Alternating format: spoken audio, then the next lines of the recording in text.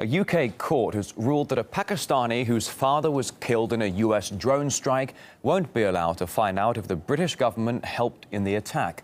The victim's son argued that sharing information on where to bomb was the same as encouraging murder. RT's Tesa Arcilia has more on this controversial case.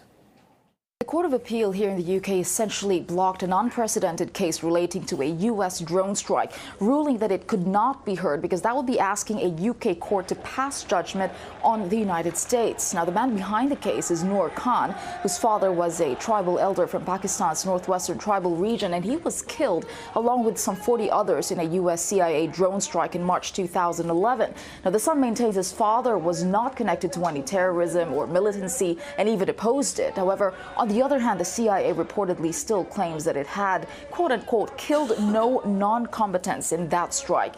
So for 2 years, Noor Khan has been seeking clarification on the policies and practices of the British government. He was trying to get a judicial review, asking the courts to examine whether officials at the British intelligence agency GCHQ had in fact shared information about targets in Pakistan with the CIA, and whether this in turn could make the British spies complicit in murder or war crimes as the law here states. So here we are today with the Court of Appeal ruling, essentially deciding against a review. It's understood as not wanting to damage the UK's relations with the United States. Now, Khan's lawyer also noted that the government, in the form of Foreign Secretary William Hague, who is responsible for GCHQ, he had lodged a public interest immunity application in order to stop Khan's claim from being heard, which the lawyer says suggests that there may be things that William Hague knows that he does not wish to disclose. And there lies a source really of public anger, this lack of transparency in what is a very controversial and increasingly unpopular practice.